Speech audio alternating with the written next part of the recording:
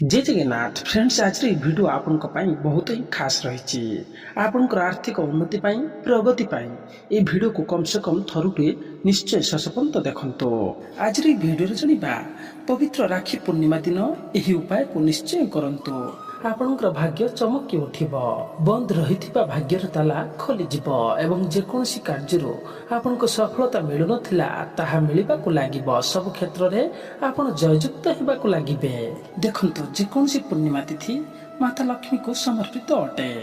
तो यही वर्ष पवित्र राखी पूर्णिमा रे विरल दुर्लभ महासंजोग हेबाकु जाउछि, जेउ कारणरो एही दिन बहुत ही पवित्र रहुछि। तो यही दिन रे जदि आपण यही गोटे काम करनियंती तो आपण निश्चित देखिबे आपनकर भाग्य आपनकर साथ देबाकु लागिब। माता लक्ष्मी भगवान विष्णुकर अशेष कृपा दृष्टि आपनक उपरे सदा सर्वदा लागि रहिब। कारण यही समय माता लक्ष्मी बहुत प्रसन्न मुद्रा रे ही रही थांती। जदि यही समय कौनसी भी उपाय कौनसी भी काम करनी थांती तो माता लक्ष्मीकर अशेष कृपा आपनक उपरे सदा सर्वदा लागि रही थाए एवं यह द्वारा आपनक घरे केबे भी अन्न धनर कम होई न थाए। तो आज रो भिडियो रे जे उपाय आपनको कहिबी तो यही उपाय को निश्चय करंतो। यही उपाय बहुत ही सहज अटे किंतु यार काम बहुत ही अधिक, यह बहुत ही चमत्कारी उपाय अटे। तो यही उपाय को यही पवित्र राखी पूर्णिमा दिन आपण प्रयोग करी देखंतो, निश्चित आपन को 100 ରୁ 100% लाभ मिलिबो। तो फ्रेंड्स एबे आसंतु आर्थिक उन्नति करिबा पई किछि उपाय आपनको कहउछि से विषय आसंतु आलोचना करिबा। तो फ्रेंड्स जदि आपण लुण द्वारा यही उपाय करिथांती तो यह द्वारा आपनक जीवन रे जदि धन आसीबार समस्या रहिछि, धन आसीबार मार्ग बंद हो जाइछि, घरे लक्ष्मी स्थायी भाव में रहुनांती तो आपण आपनक घरे उत्तर और पूर्व दिगरे कौनसी भी बासन रे लुण रखंतो। यह को गोटे सप्ताह पर्यंत रखिबा उचित। एमिति आम वास्तुशास्त्र कह जे घर पूर्व और उत्तर दिगरे जदि लुण रखि थांती कौनसी भी बासन रे किछि लुण रखि नियंती तो यह को रखिबा द्वारा यही लुण नकारात्मक शक्ति को नष्ट करिबार काम करिथाए। लुण केउथिरे तयारी होइथाए? समुद्र पानी रे उत्पन्न होइथाए एवं समुद्र रे माता लक्ष्मी उत्पन्न मध्य होइथिले। एथिपई लुण रखिबा द्वारा घरर वास्तु दोष को यह दूर करिबारे काम करिथाए।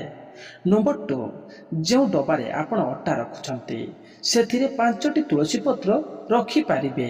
एमिति कहा जाए तुलसी पत्र को धनर प्रतीक माना जाइथाए। जोठारे तुलसी पत्र को रखा जाए से जगार धन स्थायी भाव में रही थाए, धनर बास होइथाए। तो जो डबारे आपण अट्टा रखुछंती से डबारे 5टी तुलसी पत्र निश्चय रखंतो।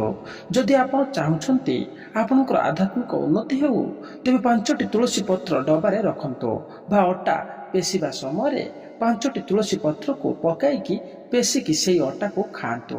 यह द्वारा बिल्कुल उन्नति होइथाए। नंबर 3 एवं यह भी देखा जाए अस्वस्थ पत्र रे माता लक्ष्मी बास होइथाए। जो व्यक्ति शुक्रवार और शनिवार दिन अस्वस्थ गछर पूजा करिथांती तो से व्यक्तिर जीवन सारा धनर केबे भी कम होई न थाए। एवं वास्तुशास्त्र रे कहा जाइछि अस्वस्थ पत्र को पर्स रे निश्चय रखिबा उचित होइथाए। यह माता लक्ष्मीकर आशीर्वाद होइथाए। तो एबे आसंतु जानिबा घरे एमिति केउ जिंस रखिबा जहा द्वारा घरे अधिकरु अधिक प्रगति होइथाए, आम घरे धन स्थायी भाव में रुहे। तो देखंतु प्रथम जिंसटी हेउची पारदरे निर्मित शिवलिंग। जो घरे पारदरे निर्मित शिवलिंग रही थाए तो सेई घर को माता लक्ष्मी न चाहूले भी से घर को आसी जाइथांती।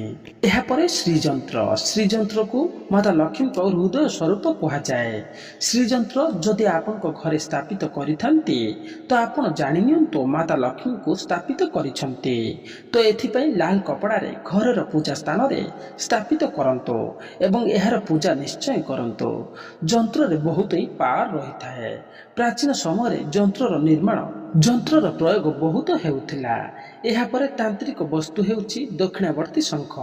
दक्षिणावर्ती जो शंख होइथाए यह को घरे रखिबा द्वारा माता लक्ष्मी बहुत ही प्रसन्न होइथांती। तुलसी गछ को घरे रखिबा द्वारा माता लक्ष्मी बहुत प्रसन्न मध्य होइथांती। एवं भगवान गणेशंकर नृत्य करुथिबा जो स्वरूप कह जाइछि तो यही नृत्य गणपति ମୂର୍ତ୍ତି ବା ଫଟୋକୁ ଯଦି ଆପଣଙ୍କ ଘରେ ସ୍ଥାପିତ କରିଥାନ୍ତି ତ ଏହାଦ୍ୱାରା ସବୁ ପ୍ରକାରର ଶୁଭ ଲାଭ ଏବଂ ସବୁ ପ୍ରକାରର ସୁଖ ସୁବିଧା ଶାନ୍ତି ସମୃଦ୍ଧି ପ୍ରାପ୍ତି ହୋଇଥାଏ। ଘରର ମୁଖ୍ୟ ଦ୍ୱାରରେ ହଳଦୀର ସ୍ୱସ୍ତିକ ବନାଇବା ଉଚିତ ହୋଇଥାଏ। ଏମିତି କୁହାଯାଏ ପ୍ରତ୍ୟେକ ପୂର୍ଣ୍ଣିମା ବା ଏକାଦଶୀ ଦିନ ଭଗବାନ ନାରାୟଣ ଓ ମାତା ଲକ୍ଷ୍ମୀ ପ୍ରତ୍ୟେକ ବ୍ୟକ୍ତିଙ୍କ ଘରକୁ ଆସିଥାନ୍ତି।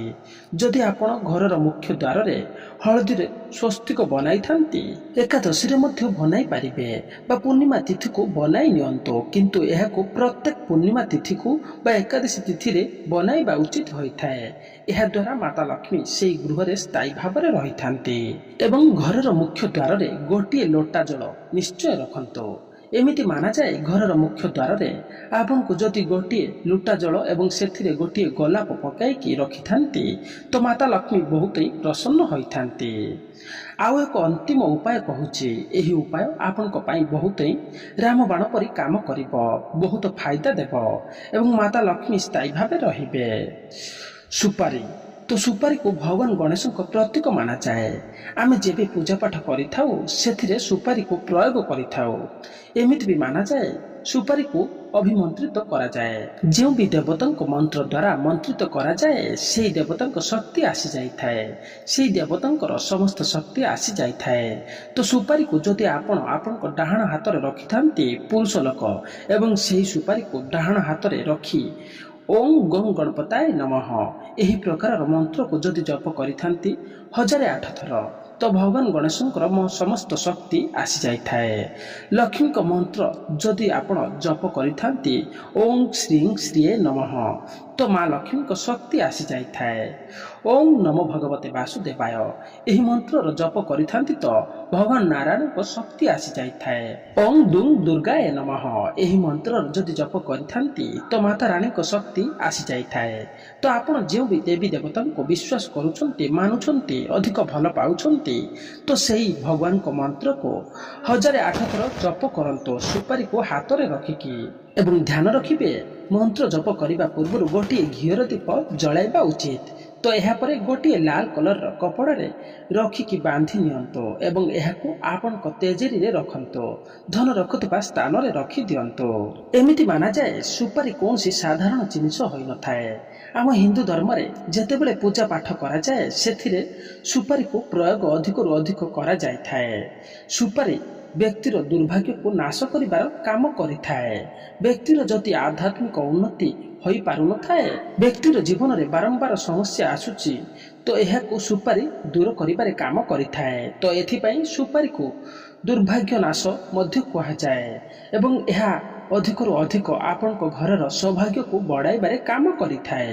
ତ ଆଜି ବି ବହୁତ ଲୋକ ତେଜେରୀରେ ସୁପାରି ରଖିଥାନ୍ତି। ତ ଏମିତି କାହିଁକି କରିଥାନ୍ତି? କାରଣ ସୁପାରି ରଖିବା ଦ୍ୱାରା ଅଧିକରୁ ଅଧିକ ଆମ ଘରେ ଧନର ବୃଦ୍ଧି ହୋଇଥାଏ, ଆମ ଘରେ ସୁଖ ଶାନ୍ତିର ବାସ ହୋଇଥାଏ, ଅଧିକରୁ ଅଧିକ ଆମର ଆଧ୍ୟାତ୍ମିକ ଉନ୍ନତି ହୋଇଥାଏ। ଚେଷ୍ଟା କରନ୍ତୁ ଆପଣ ଆପଣଙ୍କ ପର୍ସରେ ଗୋଟିଏ ଜାଗୃତ ସୁପାରି ନିଶ୍ଚୟ ରଖନ୍ତୁ। ଯେଉଁ ସୁପାରି ଏହାକୁ ଆପଣ ମନ୍ତ୍ର ଦ୍ୱାରା ସିଦ୍ଧି କରନ୍ତୁ ଏବଂ ଗୋଟିଏ ଲାଲ କଲରର କପଡ଼ାରେ ବାନ୍ଧିକି ଆପଣଙ୍କ ପର୍ସରେ ରଖନ୍ତୁ, ଧନ ରଖୁଥିବା ସ୍ଥାନରେ ରଖନ୍ତୁ, ଆପଣଙ୍କର ଉନ୍ନତି ନିଶ୍ଚୟ ହେବ। କେତେକ ସ୍ଥାନରେ କଉଡ଼ିକୁ ବି ରଖିବା ପାଇଁ କୁହାଯାଇଛି। ତ 5ଟି କଉଡ଼ି ଯଦି ଆପଣ କେଶର ସହିତ 5ଟି କଉଡ଼ି ଏବଂ କିଛି କେଶର ନିଅନ୍ତୁ ଏବଂ ଚାନ୍ଦିର ଖଣ୍ଡ ଟୁକୁରା ନିଅନ୍ତୁ, ଏହାକୁ ଲାଲ କପଡ଼ାରେ ବାନ୍ଧିକି ତେଜେରୀରେ ଯଦି ରଖିଥାନ୍ତି, ଧନ ରଖୁଥିବା ସ୍ଥାନରେ ଯଦି ରଖିଥାନ୍ତି ତ ଏହାଦ୍ୱାରା ଅଧିକରୁ ଅଧିକ ଧନର ବୃଦ୍ଧି ହେବାକୁ ଲାଗିଥାଏ।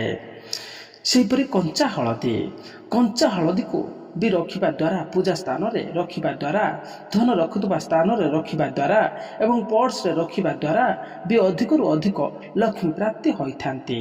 ଯଦି ଆପଣଙ୍କ ପାଖରେ ଧନ ରହୁନାହିଁ, ଲକ୍ଷ୍ମୀ ସ୍ଥାୟୀ ଭାବରେ ରହୁନାହାନ୍ତି ତ ଭିଡ଼ିଓରେ କହିଥିବା ଉପାୟକୁ ପ୍ରୟୋଗ କରିକି ନିଶ୍ଚୟ ଦେଖନ୍ତୁ ଏବଂ ଆମକୁ କମେଣ୍ଟରେ ନିଶ୍ଚୟ ଜଣାନ୍ତୁ। ଏବଂ ସବୁଠାରୁ ବଡ଼ କଥା ହେଲା ଆପଣ ଆପଣଙ୍କ ବାସ୍ତୁଶାସ୍ତ୍ରର ନିୟମକୁ ନିଶ୍ଚୟ ପାଳନ କରନ୍ତୁ। ଯେଉଁ ବ୍ୟକ୍ତି ବାସ୍ତୁଶାସ୍ତ୍ରର ନିୟମକୁ ପାଳନ କରିଥାନ୍ତି ତ ସେହିପରି ବ୍ୟକ୍ତିର କଲ୍ୟାଣ ହୋଇଥାଏ। ତ ଏହା ସହ ଏହିପରି ବ୍ୟକ୍ତିଙ୍କ ଘରେ ରହୁଥିବା ଯେତେ ବି ଲୋକ ସବୁ ଲୋକଙ୍କର ଆଧ୍ୟାତ୍ମିକ ଉନ୍ନତି ଆରମ୍ଭ ହେବା ହୋଇଯାଇଥାଏ। ତ ଆଶା କରୁଛି ଆପଣମାନଙ୍କୁ ଏହି ଭିଡ଼ିଓଟି ପସନ୍ଦ ଆସିଥିବ। ଯଦି ପସନ୍ଦ ଆସିଥାଏ ନିଶ୍ଚୟ ଗୋଟିଏ ଲାଇକ୍ କରନ୍ତୁ ଆଉ ଏହି ଭିଡ଼ିଓକୁ ଆପଣଙ୍କ ପାଖରେ ଜମା ବି ସୀମିତ ରଖନ୍ତୁ ନାହିଁ।